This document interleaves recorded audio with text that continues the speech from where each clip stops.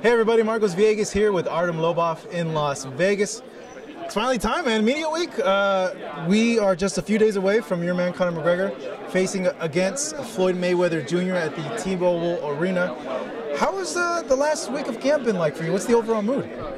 It's been great. You know, the whole camp has been absolutely amazing. We've gotten everything perfect, from nutrition to training to sparring to everything. And, you know, I just can't wait for the fight right now. You know, it's finally here. It seemed unbelievable. It seemed like it was never going to happen, but now here we are. So let's just enjoy the show. We just wrapped up the final press conference. Conor and Floyd had a chance to go face-to-face. What'd you make of them going face-to-face and the interaction that they had? Yeah, I mean, they've gone face-to-face before. Obviously now they know that the fight is here, so it was a little bit calmer than usual, you know, very professional. Yeah, it's good, you know, I just want to see the fight now. Let's be honest, all this, it's not really that important. The important is the fight night. In terms of the fight, if we're going to go ahead and break it down, who do you think has advantages in certain categories? I'm going to go ahead and name them off. And I'm going to go off the top one. Obviously, I think many feel that Conor's big advantages comes in this category. In terms of power, who do you give it to? Why do you give it to? And how does that category play out? I mean, that's definitely an easy one. You know, of course, Kona has a lot more power, and especially with the 8-ounce gloves, you know, it's going to help him a lot more, and it's going to be harder for Mayweather to hide behind the gloves. Everybody knows he's going to be defensive. This is what he's been doing. This is his thing. He will definitely be looking to hide behind those gloves, and now there's 2 inches less to hide behind. In terms of speed, who gets that nod in that category, you feel?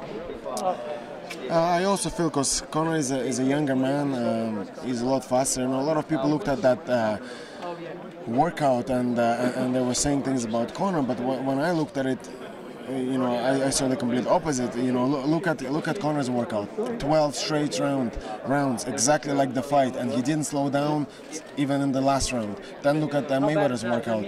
He barely touching the bag. Every time he gets a little bit tired, he's walking away. He starts talking. He's talking his way out of trouble. So to me, those are the things that I noticed. So I think speed advantage is going to be on Conor's side also. What did Conor tell you about the workout? The same thing that you just said right now, or did he have other comments? No, this is my comment. So I don't really know. We didn't really talk about that, to be honest, too much. All right, we'll go back to the breakdown now. In terms of chin, who do you think has the better chin, Conor or Floyd? Well, I absolutely think Conor has a great chin. I mean, have you ever seen Conor drop? Never. You know, whereas Floyd has been dropped before. I think twice, I believe. He's been rocked, but I don't think he's ever gotten a knockdown ever before, I think, in the career. It should have been anyway. When he was dropped, Judah, yeah, it should have been counted as a knockdown. Counted. So, I mean, it's hard to say in that sense for these 2 individuals, because they haven't really been rocked, like you said. So, you know, they seem to both have a good chin.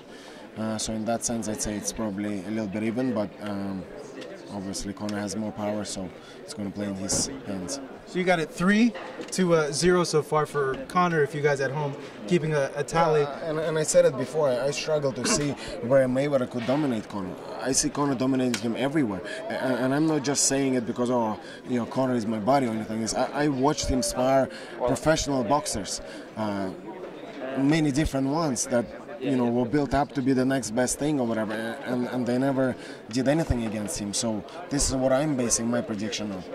In terms of ring IQ, I know this is something that Floyd's been given a nod for throughout his career, but I know Conor as well, his fight brain is a very smart fight brain. Who would you give that to, or would you give it to both? I definitely would give it to Conor. Just coming from MMA, your brain has to work a lot harder. You have to watch out for all those things, you know, grappling, wrestling, striking, kicks, punches, knees, elbows, everything. So your mind has to work a lot harder. So now suddenly you have Conor just thinking about boxing. You know, he has gone to the whole new level in that sense now. So fight IQ, definitely Conor.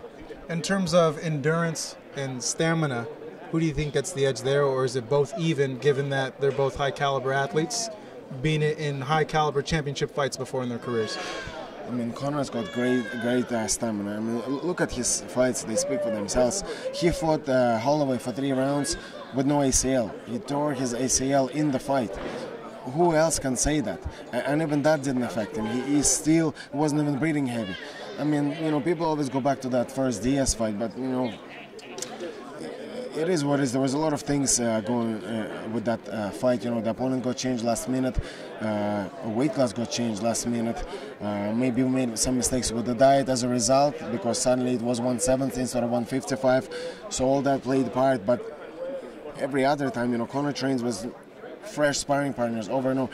There hasn't been a single sparring partner able to go the full 12 rounds, really? Like, you know, perfectly. No, you have to, you know, switch sparring partners and give him fresh ones, because he was just out working everyone.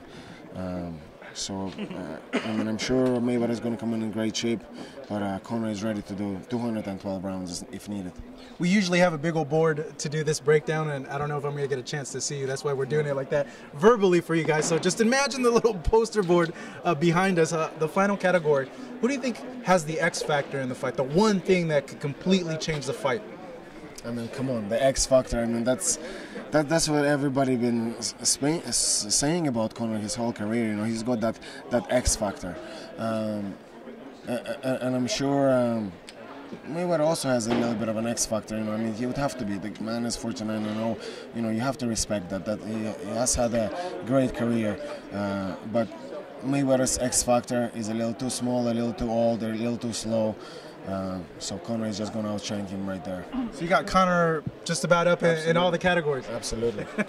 On a final topic, you were there at the Grand Arrivals yesterday. What did you make of the confrontation between the team and Mayweather, and as well as Malignaggi confronting Conor as well?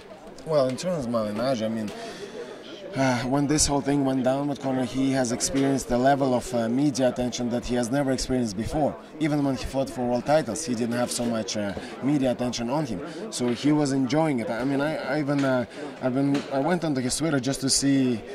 I was entertained by all the responses. In one of his tweets, he responds, "Oh, look at all the followers I'm getting." I mean, this is how sad he is. Look at all the followers I'm getting. So he's letting himself look like a fool just so he can get a few extra followers. I mean, come on now, and that's exactly what everything has died down a little bit, and he hasn't been in the spotlight anymore, and he wanted a little more of that. He wanted a little more of that attention. So he just started that little conversation yesterday, but there's nothing to it. He's been battered and let go, and that's it. So there's nothing more to say there. And in terms of their team as well, I mean, I don't know. Let's be honest. The only thing that matters is you know, Saturday night. Those guys, you know, they love to jump around, they love to scream and this and that, but I guarantee you one-on-one, there wouldn't be much in a fight. If they were asked to fight one-on-one, they wouldn't. And there's video proof of that. One of those turkeys, you know, tried boxing before, and he lasted about, what, 10 seconds? That's it. That's what he lasted in there. So, you know, he knows what's up. He knows what the game is like, and he knows what would happen to him. All of their guys know what would happen to them in a real fight. So, you know, to me, I just chill. You know, I know this is all just for show from their part. It gets me thinking, though, that Conor could end up having another boxing fight against Paulie, given all the attention, you know? It makes sense, right? Not really, to be honest. I mean, you know, there's one thing about Conor that you have to remember. You know, everybody always talks about money, but he is the most competitive guy I've ever met. He is in this. He is here right now because nobody before him was able to do this. 49 men have tried and they all have failed, and that's why Conor McGregor is fighting Mayweather. The money and all this, that's secondary. And Paulie just doesn't present any kind of challenge. There is no challenge with Paulie. Let's be honest. So it would be very hard to convince Conor to fight someone like Paulie. There's much better fights for Conor out there. And you break it down really, really well in terms of you speaking, and you might get an analyst job. You never know, man. Artem, thank you so much. I really appreciate it. Artem Lobov, of course, we're here in Las Vegas. Fight week, August 26th, the pay-per-view goes down. Floyd Mayweather against Conor McGregor at the T-Mobile Arena.